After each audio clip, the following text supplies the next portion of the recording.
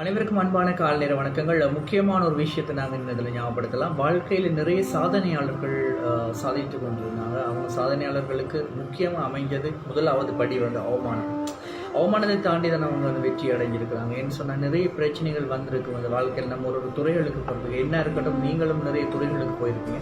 துறைகளுக்கு போகிறதுக்கு முன்னாடி ஒரு அவமானம் வரும். இந்த அவமானத்தை தாண்டி இப்படி வெற்றி பெற்றாங்க அப்படின்னு நிறைய விஷயங்கள் இருக்குது. காலையில் உங்களுக்கு சொல்கிறதுக்கு காரணம் என்னென்னா, நீங்கள் நிறைய பிரச்சனைகளை தாண்டி வந்திருப்பீங்க, நிறைய அவமானங்களை சந்திச்சிருப்பீங்க. அதை நீங்கள் ஒரு காலமும் டவுன் ஆகாதீங்க. எப்போவும் சக்ஸஸ்ஃபுல்லாகவே இருக்கும் உங்களோட வாழ்க்கை வந்துட்டு. வெற்றிக்கு முதல் படி வந்து தோல்வி அப்படின்னு சொல்லுவாங்க. அந்த தோல்வியை கண்டு நீங்கள் வியங்காதீங்க. நிறைய வாழ்க்கையில் சாதிக்க வேண்டிய நிறைய பிரச்சனை இருக்குது வந்துட்டு.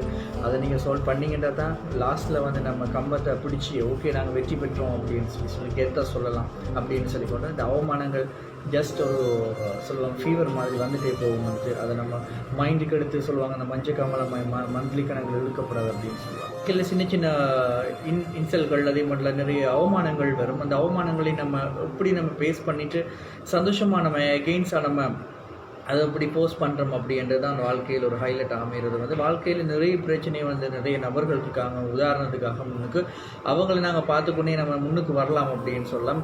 எந்த நேரம் சிரிச்சு கொண்டு சந்தோஷமாக இருங்க. மற்றவங்க கோவப்பட்டாலும் நீங்கள் சிரிங்க, புன்னகை வச்சிங்கன்னு சொன்னால் நிறைய பிரச்சனையிலேருந்து விடுபடலாம். யாரும் கோவப்பட்டாங்க அப்படின்னா ஒரு ஸ்மைல் பண்ணிங்கனாலே போதும், அது பெரிய ஒரு சாதனையாக இருக்கும். அப்படி சொல்லிக்கொண்டு காலையில் ஒரு அட்வைஸோடு நாங்கள்